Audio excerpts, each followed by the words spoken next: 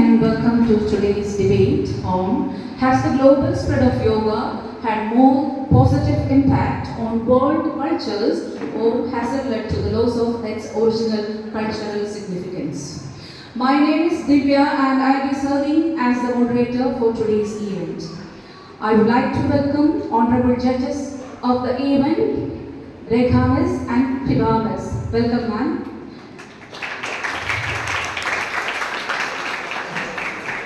And let me welcome the debaters of the day, Team A and Team B. Team A consists of 4 members. They are Lakshmi S. Nambia, Devika Rajiv, Devdutt G and Anchita Anil Kumar. And Team B consists of 4 members each, 4 members, and they are Rakshan Rajiv, Chedas M. Das, Lakshmi Varnugopal, Srinivedya Vinod Kumar. Before we begin, I would like to go over a few guidelines for how the debate will be structured. Each debater will have 3 minutes to present their opening arguments. After that, they will have 3 minutes for cross-examination and rebuttal.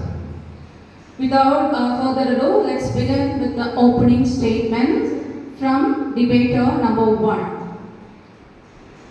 That is Lakshmi S. Nambia.